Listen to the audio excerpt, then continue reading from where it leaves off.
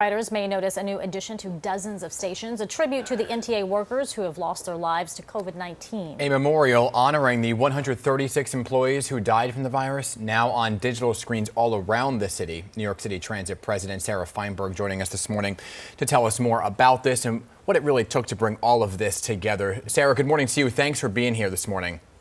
Good morning. Good to see you.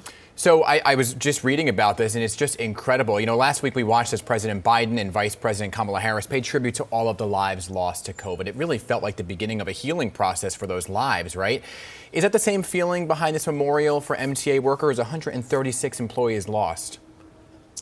It is. I mean, look, we've got a long way to go, and these families have a long way to go before they're ever going to feel like they've healed or finished grieving. But this is at least a step in the process. You know, we have been dealing with this pandemic since March.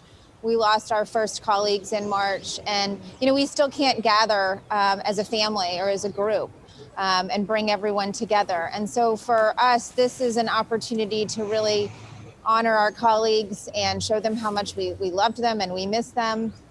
And frankly, also give New Yorkers an opportunity to enter our system and pay their respects as well.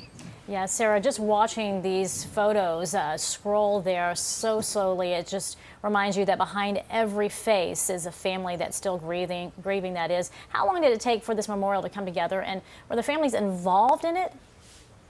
Yeah, well, first of all, that's exactly what I think every time I watch it. You know, we stay on the faces for a long time. We don't go through them fast because we want people to really look at those faces and understand the loss that's there.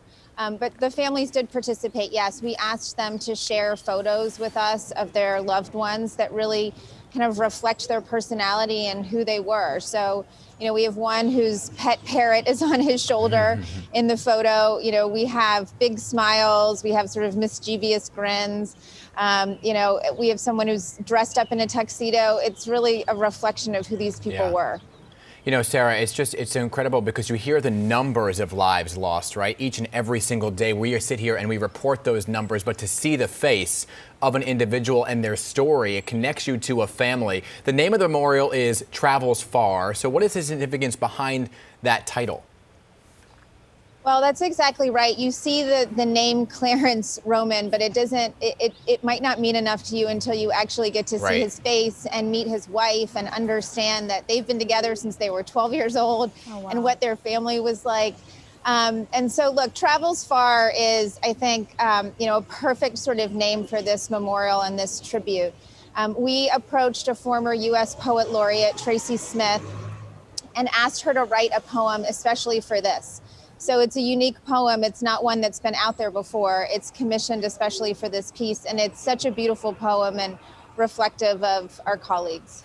It's just so hard to see so many faces slowly scroll there, because it does remind you the impact here. So when and where can this memorial be viewed, and for how long? So every single day in our system, 3 times a day, 10:30 in the morning, 2:30 in the afternoon, and 8:30 at night. It's in more than 100 of our stations, 130 some different locations in those stations on our digital screens. And so it's really an opportunity for friends and family and loved ones, but again, for New Yorkers to come into the system and to pay their respects and sort of see and feel for themselves the losses that we've seen. But it's also online. So for people around the country, you know, and around the world, families that are, you know, spread out, loved ones that are spread out, they can also go to the webpage and see it. You know, I think this is just so important because remembering lives lost is such a huge part of this pandemic, and also remembering that New York City Transit and the MTA is the lifeblood and really the heart and soul of what keeps New York City up and running. And so you connect those two. I just want to pivot to ask you then about service with people going down and to see this memorial. Any news about when overnight subway service could actually come back between the hours of 1 and 5? I know you said when the pandemic is over, but a lot of people wondering and continue to ask us that question. So just relaying it to you.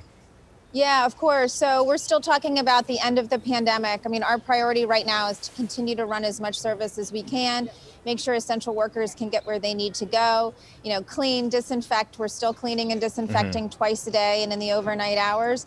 And frankly, vaccinating our employees, our workforce. You know, we are working day in and day out to make sure that we can get as many vaccines into arms as possible. Yes, it's a very delicate dance that requires a lot of moving parts. Sarah, thank you so much for joining us today. We do appreciate it. It's a very beautiful memorial. Thank you so much. Thank you.